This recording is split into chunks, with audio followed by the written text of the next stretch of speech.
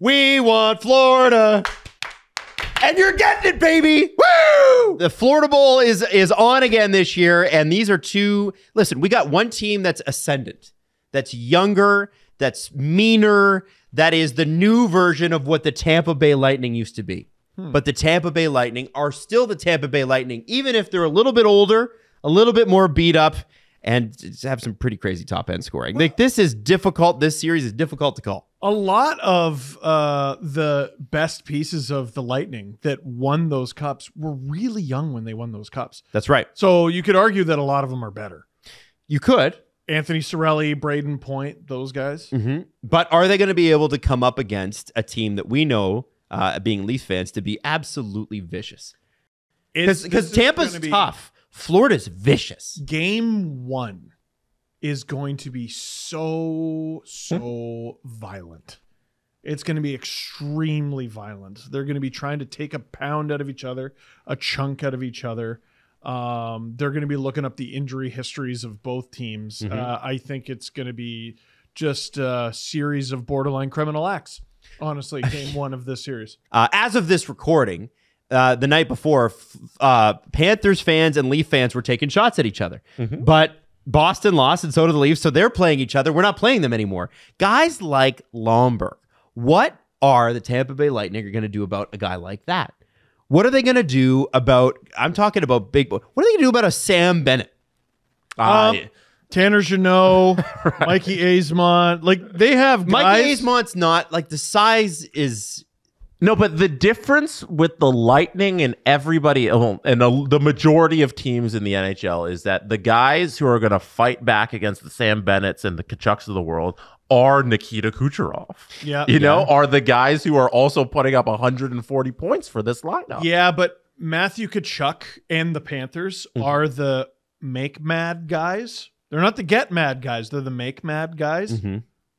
Kucherov gets mad. Yeah. They're going to be targeting the hell out of them. And speaking of targets, I think with the Lightning, because they've performed really well back half of the season, we're forgetting a huge factor with this team. What is it? No Mikhail Sergachev. Yeah. Because of the injury. Game 1, Game 2, Game 3. Because you got to remember, these games, these series are not won in Game 1. The Lightning know that. They kicked the Leafs' ass in Game 1 last year and blew the series. Year before, it was the opposite. Leafs beat them 5-0, ended up losing the series. The Panthers are going to be putting that puck into Victor Hedman's corner every chance they get, and they are going to beat the dog shit out of that man. They are going to try to... If you knock that pillar down, the Lightning will fall. But people have tried, people have failed. It's a real hard pillar to knock down. Yes, no question. And kind of a mean defense for the Lightning. One question I have is the lower end, and this sounds like a stupid thing to bring up, but the lower end of the lineup for the Florida Panthers defense. So you got Forsling and Montour. That's a great pairing. Yeah. But watching guys like Niko Mikkola and Dmitry Kulikov, just jerks, but like not great at certain aspects of the game that I think that the Lightning have. If you were to compare defense to defense. I'm a little disappointed in Mikkola, honestly. I really like that pickup for the Panthers. I guess we'll see how it translates to the playoffs. I love the pickup for the Panthers. He's just sort of been big. And I really thought there would be more there. But this is the time of year where big guys thrive. It's just going to be so mean. I also think be so mean. Tampa would have been better this year and more in the race for the top of the Atlantic had Vasilevsky been playing. Yeah, in the first 2 months, he was out quite a while. And as goofy as it is that like a guy like Stamkos has 70 points and is like an even plus minus. Yeah.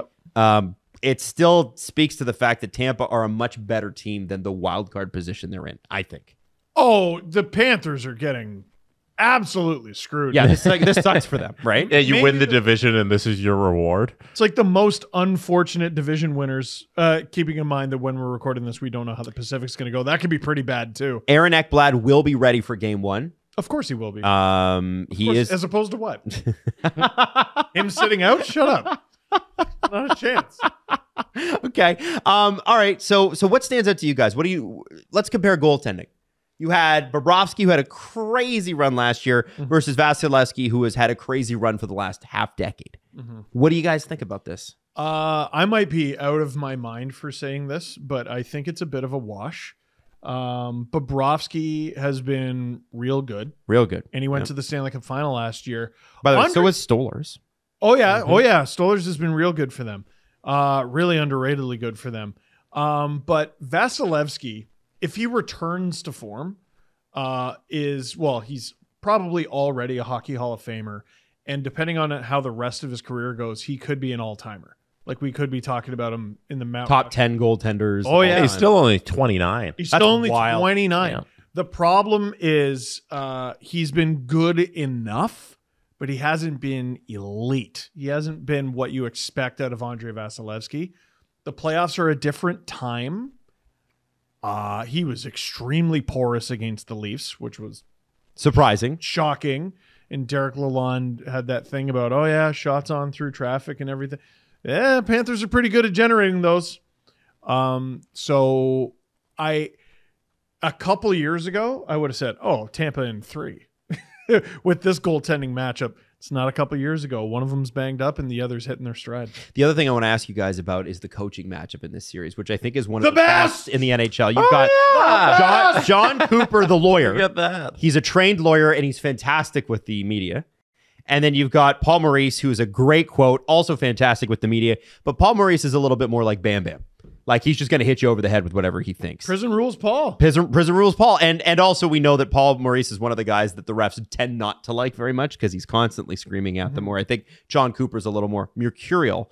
What do you guys think of this matchup, these two guys? Pretty smart coaches. Oh, pretty smart coaches. It'll be a quote matchup for the 80s. Like, screw the style. We know the style. Prison rules, Paul. And try to goad you into taking a penalty, John Cooper, which could generate 5-1 2.0. During the melee that is going to happen in game 1, and it is going to happen, there's going to be like a line brawl. I think those two are going to challenge each other to a fight. I really do. And I want to see it. I want to see it so bad. Don't you? Oh yeah. I want them to be swearing at each other from both sides. Like, I wonder what Paul Maurice is going to say. I bet it's fuck off. Jesse, what do you think about it?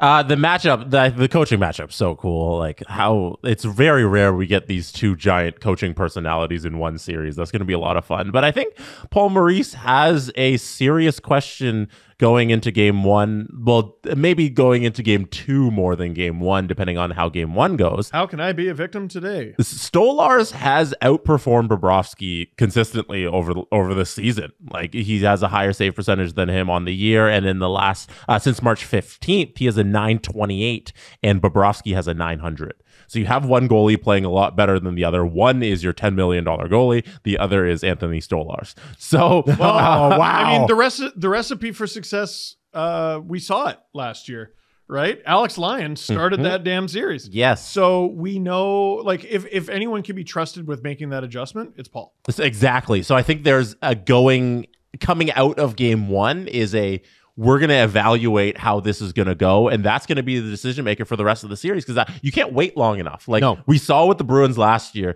if you have a goalie issue and you have a great backup, make that switch as quickly as possible so you can stay in the series. And I think coming out of game 1, depending on how it goes, I think Stolarz might be the starter. I'm excited to see these two teams line up in game 1. I am. There's going to be scrums. But I'm excited to see who's still in the lineup by game 5. And I think, by the way, that this is going to be a game 7 series. No, this is going right to the end. Give me your predictions, boys. Jesse, we'll start with you.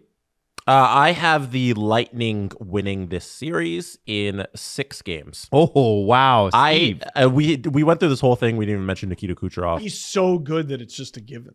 Yes, and I think it should be mentioned that, like, it's the Lightning. What? Oh, hey, have you guys heard of Braden Point? Like, you know what I mean? I think it should be mentioned that you have, I think this season, the most dynamic offensive player, and he's going to be a game breaker, and I think it's going to be too much to contain for the Panthers. Jesse's wrong. I have the Florida Panthers in 6.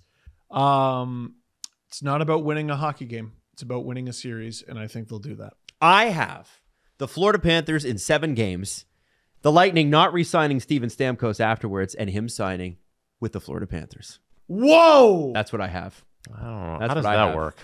They still got to do the Reinhardt deal, I know. right? I know. I know. It's going to happen, though. That's what gets the Reinhardt deal. There it is. Oh, yeah.